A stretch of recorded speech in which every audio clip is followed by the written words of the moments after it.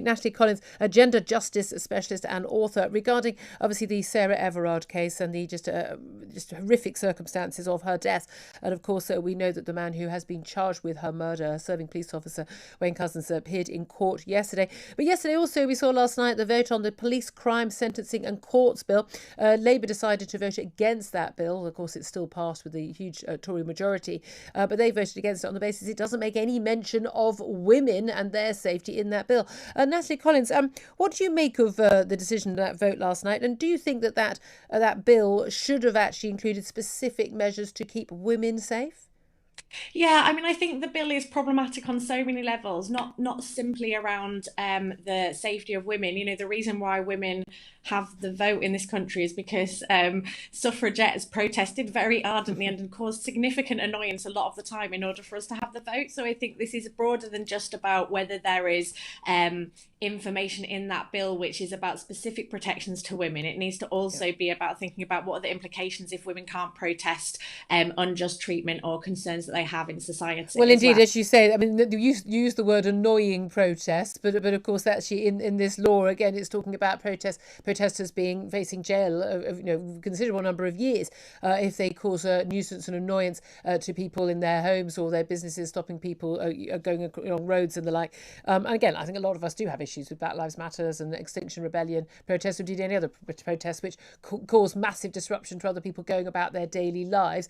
It is still possible to protest without actually causing mass disruption to other people, as we saw with Clapham Common when the vigil, which turned into a sort of protest later on for Sarah Everard, where people were on grass, okay, legally speaking, and against the lockdown rules. But personally, I think that we should have had the freedom to protest throughout all this lockdown period. But they weren't actually blocking roads, stopping other people going about their lives. It is possible to protest and to make your point without actually causing a nuisance to people who have every right to carry on their daily lives.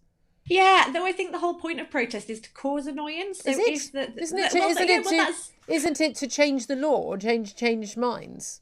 Yeah, of course it is to change minds, but protest as a particular act is about creating disruption in a way that leads to change. It's not, and so I think the wording of the bill isn't causing extreme disruption across a large area. It is, if it has the potential to cause annoyance, that's enough to stop a protest. And I think that is massively disproportionate, given the fact that we are in a situation where there are so many injustices that we face. And I think, the whole kind of focus on statues.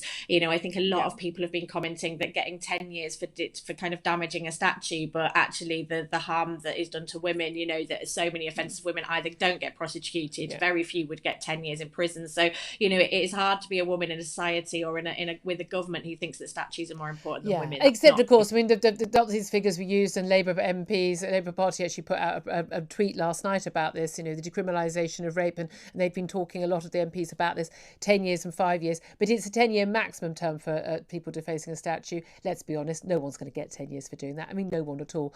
Silly to put it on the statute book, and frankly a bit embarrassing the government has done that, but 5 years is a minimum term for rape. In terms of what the government has announced so far, in terms of what those protests, those vigils have actually achieved, have they achieved very much? The government talking about extra funding for some more CCTV. Oh great, you get to catch the bloke who did it to me, thank you.